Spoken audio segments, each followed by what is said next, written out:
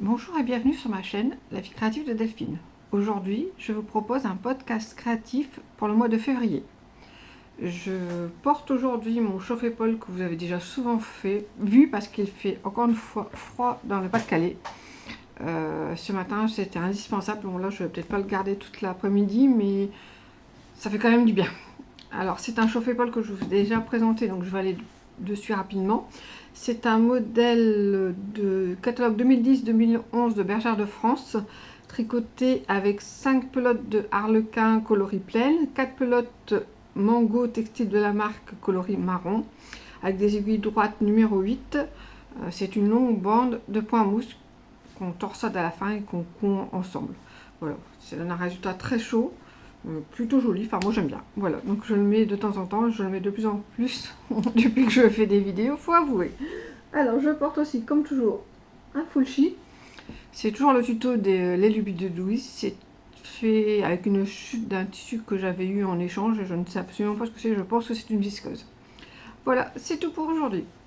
Donc je vais commencer avec la partie couture. Les objets que j'ai cousus en février, si mon téléphone veut bien se rallumer. Donc je reprends l'application, comme je vous avais dit, je mets tout sur Notion. Donc c'est sur mon espace couture, mes projets couture et mes projets terminés en 2024. Donc en février, j'ai cousu de la culotte. Donc j'ai fait des culottes en dentelle, donc toujours en m'inspirant du cours que j'ai pris avec Louise, coudre sa première culotte en jersey. Donc j'ai utilisé de la récupération d'un t-shirt que j'avais customisé moi-même. Donc c'est un t-shirt en jersey de coton bio que j'avais acheté chez Auchan, que j'avais customisé avec du flex pailleté de chez Papier Transfert. Donc c'était un chihuahua et en dessous il y avait la phrase I love my chihuahua, que vous voyez forcément à l'envers, que je trouve vraiment que j'aimais beaucoup, mais j'ai fait des petits trous, je ne sais absolument pas comment, mais j'étais trop dégoûtée de perdre mon t-shirt, donc je voulais. Voilà, c'est une culotte simple, c'est le modèle Azur de Vanessa Salon que j'ai cousu en taille 52 et j'utilise de l'élastique à picot de chez Rascol.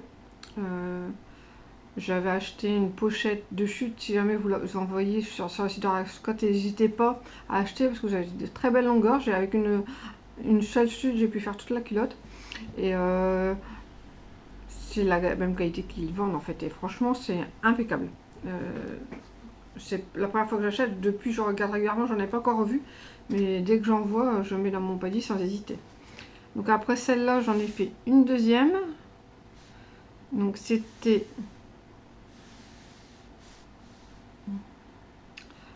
toujours avec donc là c'est un modèle que j'avais coupé, une culotte que j'avais coupée l'année dernière, toujours le même modèle. Donc là c'est un t-shirt que je ne mettais plus parce que j'avais fait une tache dessus, une tache de certainement sauce bolognaise, c'était orange. Donc comme j'ai dû je voulais absolument récupérer donc ce petit logo de mon t-shirt, donc je l'ai mis au dos puisque devant j'avais pas assez de place, et pour pouvoir le récupérer, j'ai donc fait une couture et j'ai choisi de faire des surpiqûres noires. Je trouvais ça joli. Et j'ai aussi utilisé un élastique à picot de chez Rascol, donc comme vous pouvez le voir, c'est le même. C'est encore avec des chutes également. Donc là par contre j'ai utilisé une chute pour la taille et une autre chute pour les deux cuisses. Donc c'est toujours le modèle de Vanessa Salon. Je vous mettrai les liens de la vidéo de Vanessa Salon pour le patron et la présentation du cours de Louise, parce que je trouve que c'est vraiment intéressant. Toute seule j'y serais pas arrivée. Et en fait quand j'ai fait celle-là, c'est la première fois que j'ai fait la culotte sans vraiment devoir me référer aux parties vidéo. Il y avait toujours quelques petites subtilités que je vais revoir, notamment pour le montage du gousset. Pour avoir une finition propre et quasiment professionnelle, on voit rien. C'est impeccable. Quand vraiment, Louise explique très bien. Enfin, je suis vraiment fan de ses cours, c'est pas la première fois que je le dis et je le dirai encore et encore. Donc ça c'était mes deux premières culottes en jersey. Ensuite, j'ai cousu pour mon fils, donc je vous mets en pause parce que j'ai oublié d'aller chercher sa veste. Donc sur une veste en jean de mon fils, qu'il avait eu à un copain, le patch dans le dos était complètement décollé. Donc j'ai fait une couture au point droit. Enfin, je lui ai demandé ce qu'il préférait, enfin qu'il voulait quelque chose de discret. Donc au point droit tout le tour. La machine a très bien passé les épaisseurs. Je suis très contente du résultat. Et lui aussi. J'ai fait également le petit patch à l'intérieur. Donc j'ai choisi de repasser sur les coutures qui étaient déjà là. C'est pour ça que c'est pas tout à fait au bord. Mais je voulais pas en fait qu'il y ait plusieurs rangées de couture qu'on voit du côté endroit. Et bon, le patch n'est pas neuf, mais bon, il est content du résultat, c'est le principal. Et moi aussi. Donc ça, c'était ma 3e couture du mois de février. Et la dernière, c'est une culotte en dentelle. Donc le modèle, c'est le modèle Rita de Fitty You. J'ai utilisé un kit acheté sur leur site. J'ai choisi le coloris que je voyais à l'écran vieux rose, mais en fait c'est pêche et en fait j'aime bien. Donc dans le kit vous avez tout, vous avez la dentelle, vous avez le jersey de coton pour me faire le gousset à l'intérieur,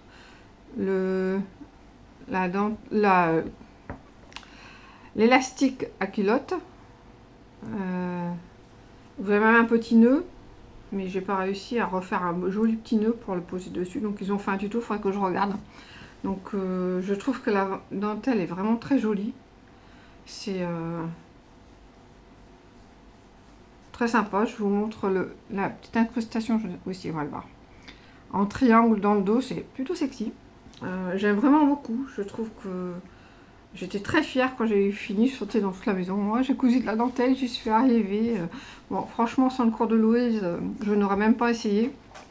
Donc je mettrai les liens du patron de la boutique Fitty You et du kit et la présentation de Louise pour son cours, parce que franchement c'est un bonheur. Elle est très simple, elle explique vraiment très très bien. Je suis une très très grande fan et on a l'impression de coudre avec une copine, et ça je trouve ça extra, moi qui suis tout le temps toute seule. Donc c'est tout pour mes projets couture de février. Ensuite, dans mes encours, j'ai enduit le tissu pour la vanity de mon fils, le tissu en coton.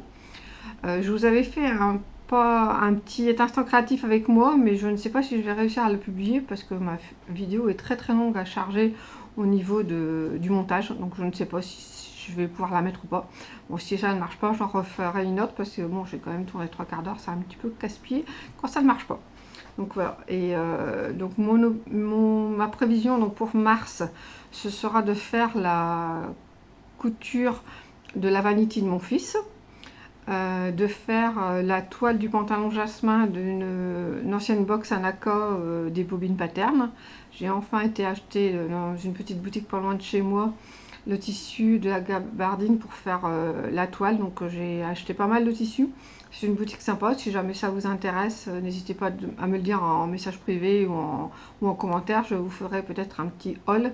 C'est pas un unboxing, c'est dans une boutique physique. Donc voilà, j'en ai fini pour la partie couture. C'était plutôt calme, mais de temps en temps j'aime bien faire des petites pauses aussi. J'ai fait pas mal de diamond painting parce que j'étais très pressée de faire un de mes projets. Et puis bon, je ne veux pas faire comme avec le scrapbooking où j'en ai trop fait et je me suis dégoûtée. Donc cette petite pause a été salutaire parce que j'ai plein d'envie de couture pour les mois à venir. Comme j'ai parlé de diamond painting, je vais continuer avec la partie diamond painting de mon podcast créatif. Donc j'ai terminé le DP, donc je l'ai rangé dans mon lutin. Donc je vais terminer le gros coup.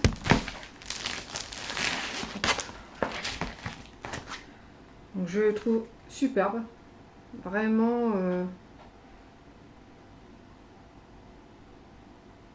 Je vous insérer une photo.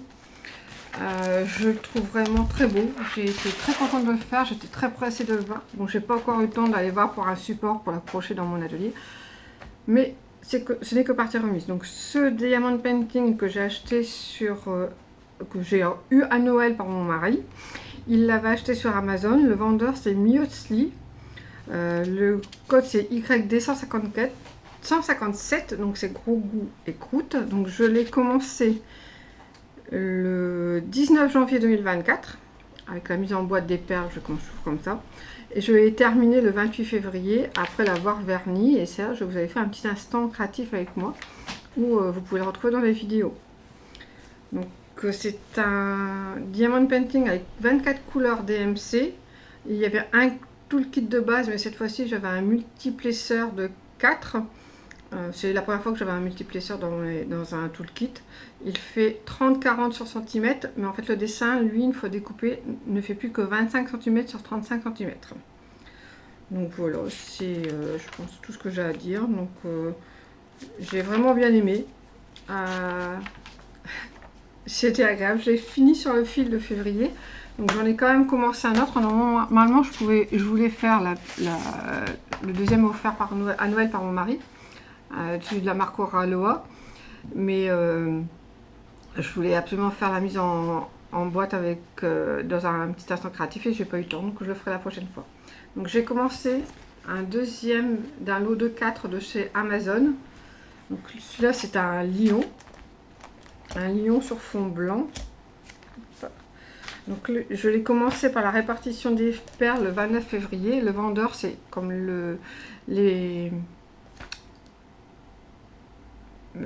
celui que je vous ai présenté le mois dernier, je ne me souviens plus. C'est Dugeo.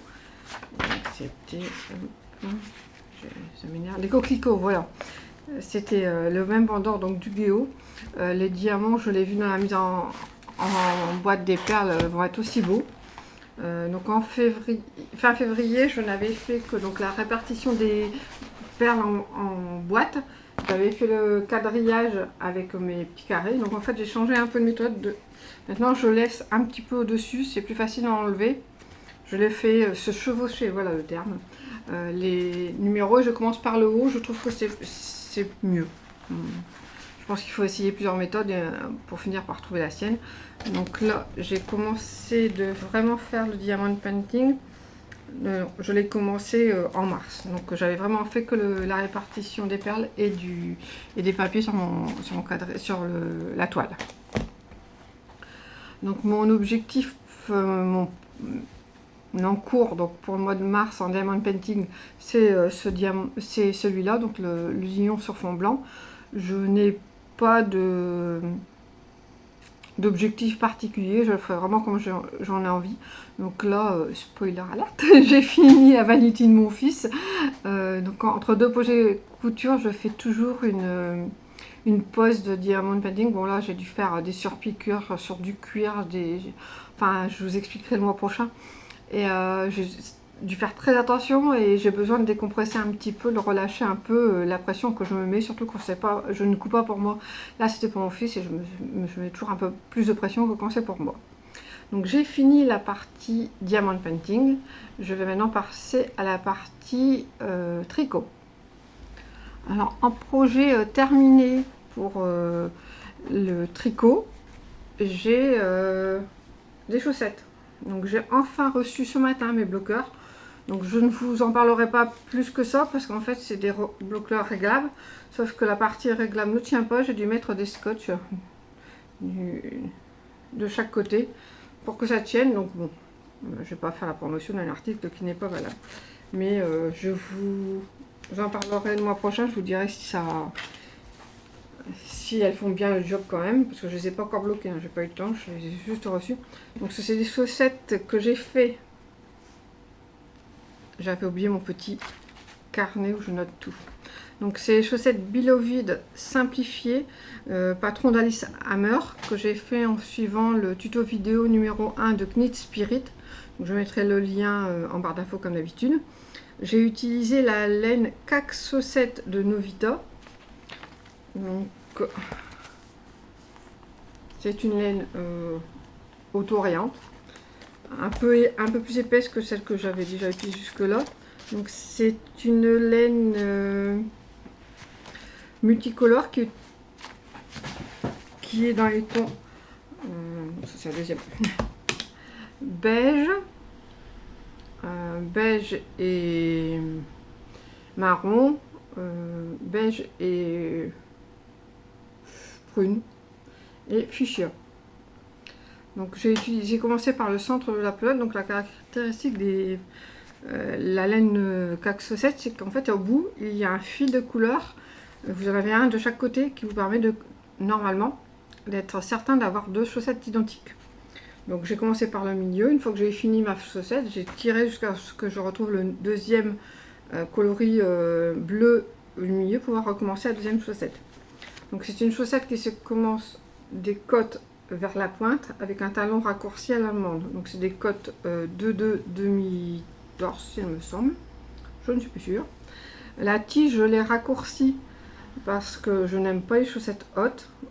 J'ai conservé le reste. Le talon est plus arrondi parce que comme ma laine est plus épaisse que celle du patron, j'ai fait moins de mailles. J'ai monté de mémoire 48 mailles au lieu de 60. J'ai pas réussi à faire le ratio pour diminuer, donc en fait je l'ai fait tous les rangs. Au lieu de calculer ça tous les combien, parce que j'ai essayé, je suis pas arrivée, donc j'ai voulu faire ça. Et puis bon, c'est un petit arrondi, c'est rigolo.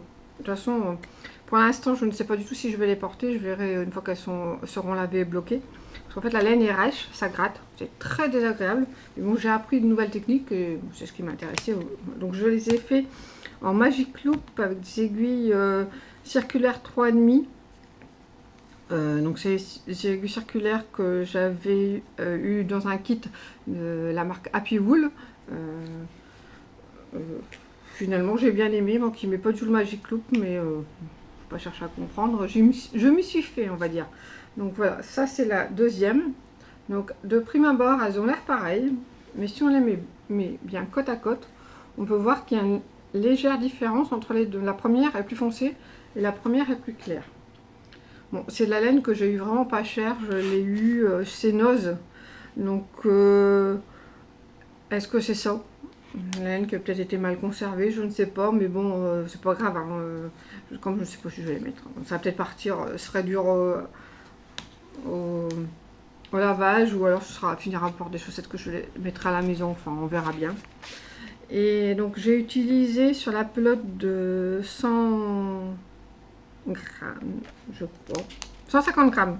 C'est une pelote qui fait 150 grammes 300 mètres, j'ai utilisé 97 grammes, donc soit 194 mètres.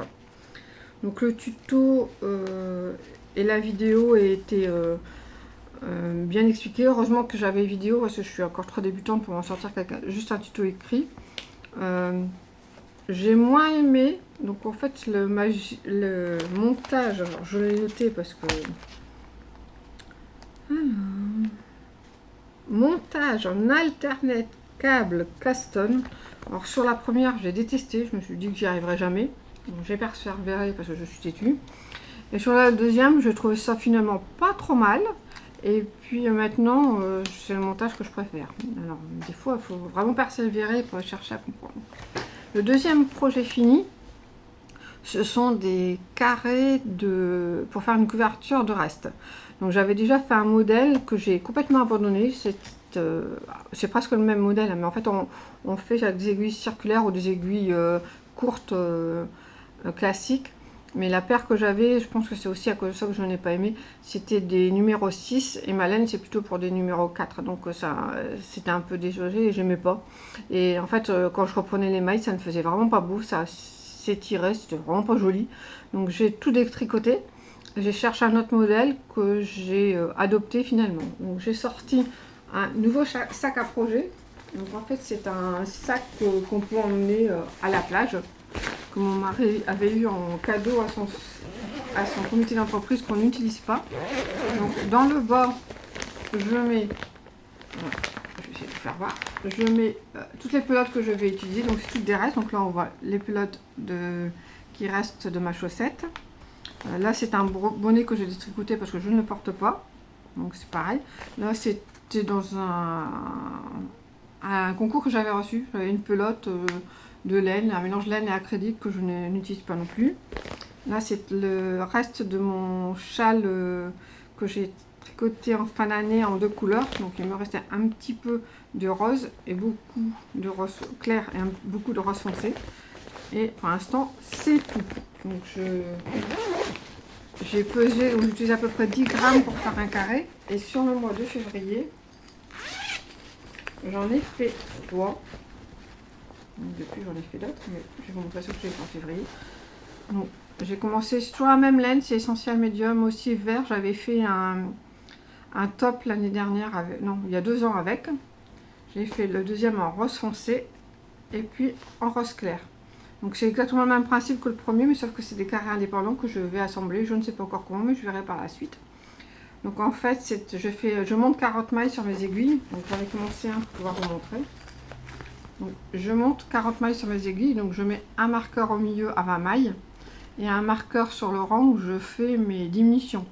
Donc sur le rang de diminution, je fais avant le marqueur 2 mailles glissées puis tricotées, donc glissées, tricotées ou SSK en anglais.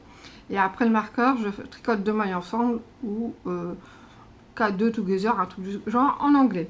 Donc, et ça finit par faire un carré avec une petite bande au milieu, voilà. Donc je pense que je vais les assembler avec au crochet, mais je suis pas encore sûre. J'ai rajouté un petit sac que j'avais du commerce, un tote bag.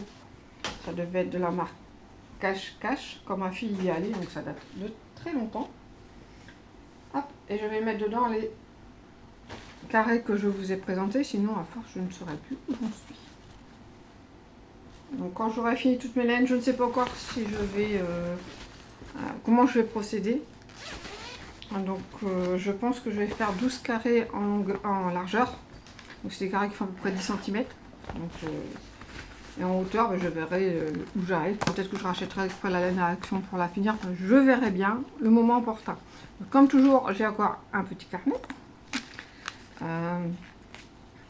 Donc quand j'ai un bandeau, je le colle et je mets un petit repère de laine. Je note combien il m'en restait.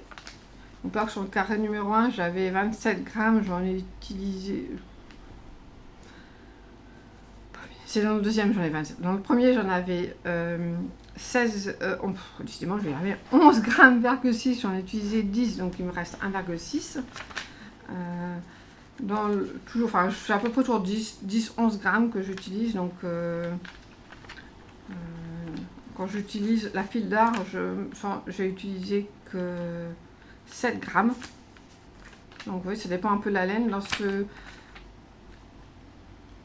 J'ai utilisé pareil 10 grammes dans celle-là. Donc, quand je n'ai plus pas le bandeau ou qu'il est encore, je le laisse en attente. Et si j'ai pas le bandeau, en fait, je le scotche. Comme là, je l'ai scotché, mais j'aurais pas dû puisque j'ai le bandeau dedans. Celui-là, j'avais un bandeau, donc je l'ai mis. Voilà. Donc je note mes restes. Donc là, je suis à mon 6e reste. À chaque fois, je mets numéro. Donc là, actuellement, je suis au 7e carré. Donc au départ, j'ai 27 grammes. Et je vais noter combien j'en utilise et combien il me reste. Si j'ai de quoi faire un 3e carré, je ferai une 3e ligne. Et ainsi de suite jusqu'à ce que j'ai fini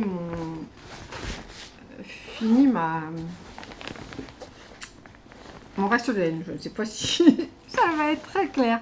Enfin bref, c'est un modèle que j'ai trouvé sur Ravelry gratuit. Il est en anglais mais très facile à comprendre. Donc je vous mettrai le lien vers sa fiche Ravelry dans ma barre de description. Sinon, après, j'ai des projets en cours. Donc ça, c'est un projet fini en cours puisque j'ai encore de quoi faire pour faire des carrés. Normalement, j'aurais dû faire plus de carrés, mais je n'ai pas été raisonnable parce que comme j'avais fini mes chaussettes, j'ai trouvé un patron de mitaines grâce à la chaîne Rêver ça vient en couleur qui fait une proposition de patron régulièrement en fin de vidéo. Et normalement, donc j'ai commandé ma laine que j'avais déjà présentée chez Ars Natura. Oups, petit accident de parcours. C'est du mérino sportif. Tu vas faire le truc. Du mérino sportif coloris boréalis. C'est une pure merveille.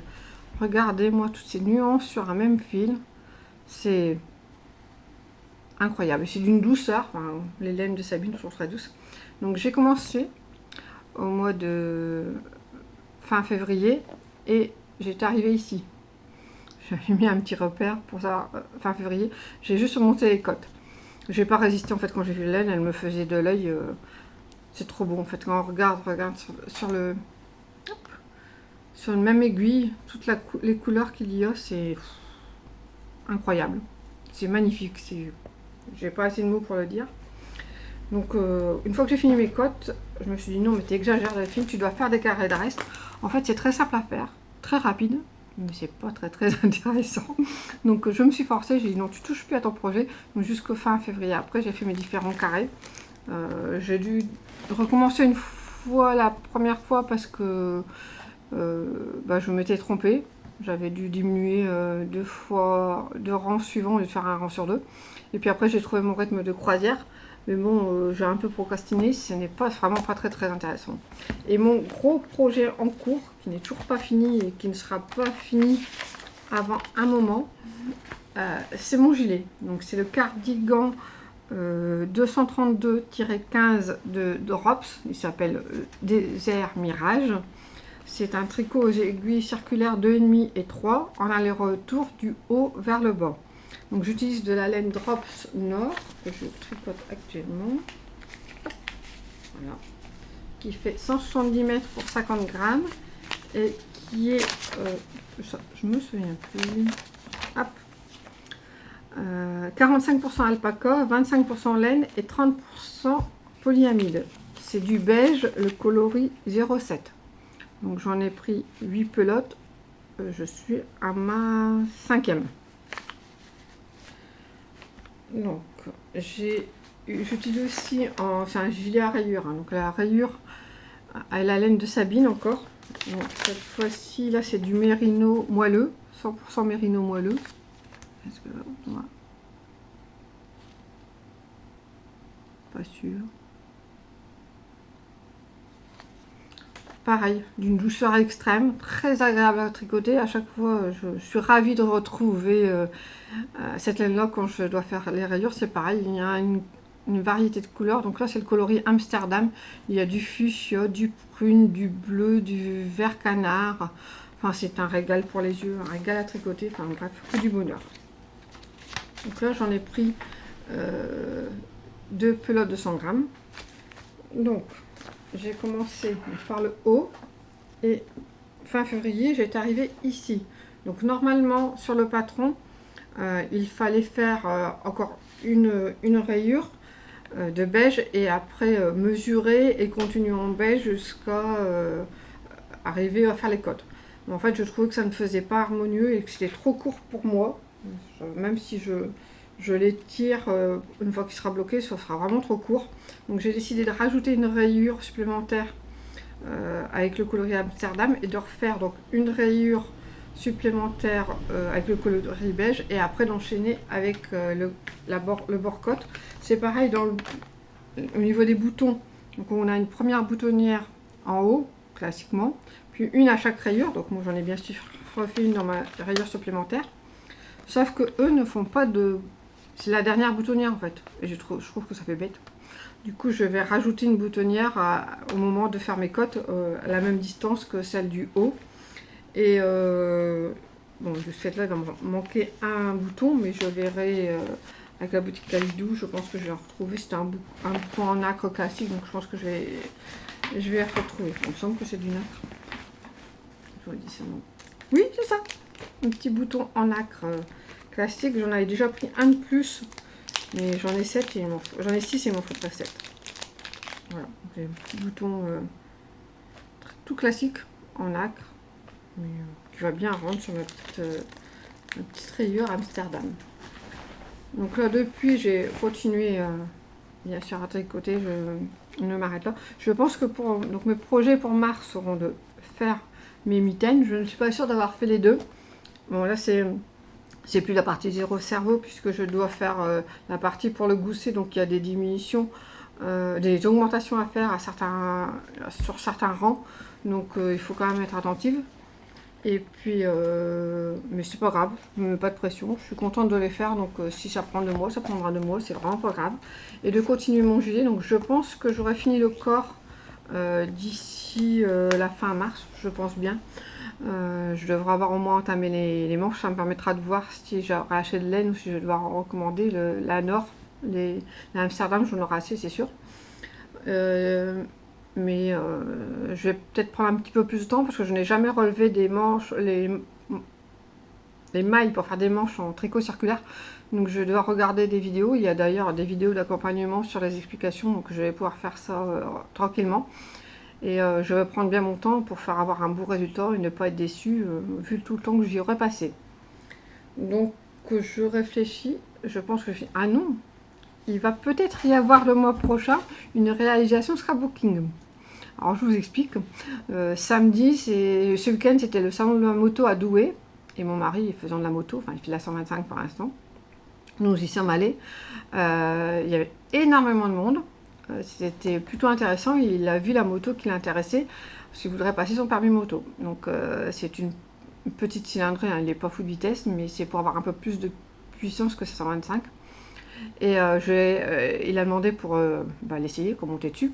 Et je l'ai pris en photo. Et quand j'ai vu la photo, quand on est revenu, je me suis dit, ah, cette photo-là, ça ferait vraiment une belle page de scrap. Donc mon mari m'a regardé un peu étonné du scrap. J'ai dit oui, ça me donne envie. Donc depuis dimanche, j'y pense en fait. Donc je pense que cette semaine, je vais essayer de faire une page. Donc si je la fais vraiment et j'y arrive, eh bien j'aurai du scrapbooking à vous montrer le mois prochain. Du coup voilà, donc j'ai encore une fois un petit peu bafouillé, mais vous avez l'habitude. Je mettrai comme d'habitude des photos de ce que j'ai fait en incrustation. Je vous mettrai toutes les informations en barre d'infos. N'hésitez pas à mettre un commentaire, à vous abonner, à liker, et cela m'encourage et ça me fait toujours plaisir et j'aime vous répondre. Voilà, je vous dis à bientôt.